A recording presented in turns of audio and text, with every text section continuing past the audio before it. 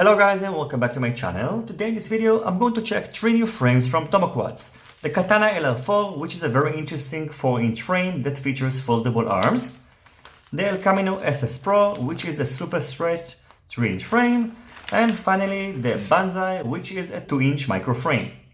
So in this video I'm going to quickly assemble all these frames, go over their specifications, and hopefully I'm going to feature at least one of them soon on a build video.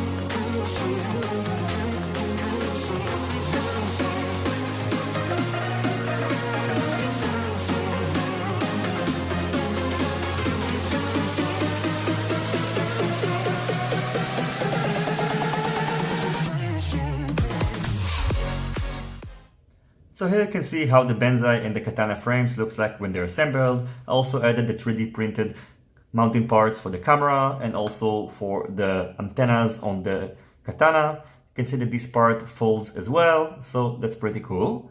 Unfortunately, in this video I won't be able to show you how to build the El Camino because I got 2 top plates instead of getting bottom one and a top one, and Tomoquads are taking care of this issue, but it's going to take a while for the bottom part to arrive, so hopefully I'm going to feature the El Camino frame on a different build video.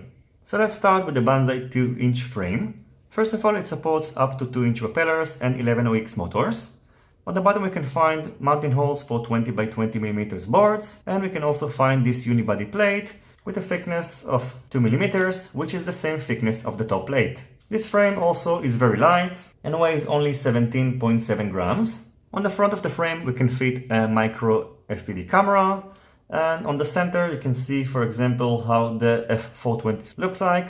I didn't mention before, it supports M3 screws, and you can see we can still have some room for the VTX on top, or if you'd like you can also fit a micro HD camera such as the Caddx Turtle or the new Runcam Split Mini 2. I think it's going to be a little bit crowded, so maybe a better solution would be also to use some spacers, and then you'll be able to use also a VTX on the stack.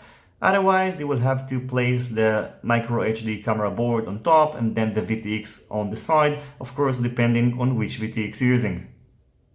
Recently I just received these new BR1108 racer style motors, and I think the Banzai is going to be a pretty interesting platform to test these motors, so I think I'm going to feature these motors and frame in the next week or so on a build video, so stay tuned.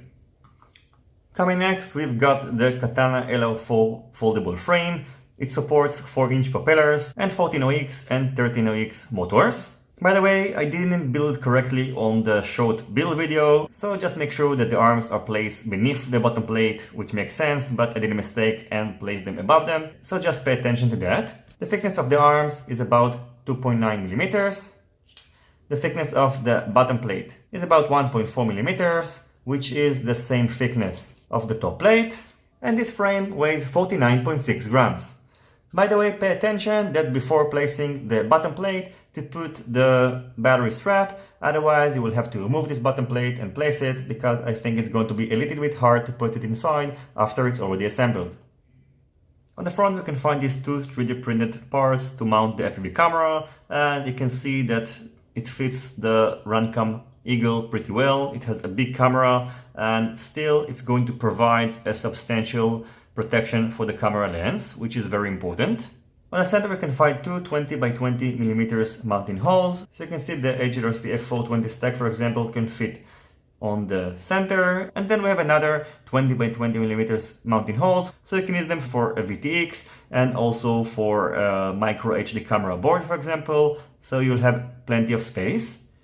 It is, however, a little bit slim, and the distance between the bottom plate and the top one is about 19.3mm. One of the coolest features of this frame, however, is that you can fold it. You will have to loosen the 4 screws on the center, and then you will be able to fold both the front arms and the back ones. So you can see it has a very slim profile, and also you'll be able to mount the antennas. It will fold like that, so both antennas will be placed on the side, and then you'll be able to fit it inside your pocket, of course, if you have a pretty big pocket. Then when you want to unfold the frame, all you have to do is just move the arms in this manner and make sure to properly secure them. You don't want the arm to be folded in the middle of your flight. However, I don't think it's going to happen that easily. You can see that I just secured the screws using the hex driver without even using any tool on the bottom, and I still think that it is pretty well secured.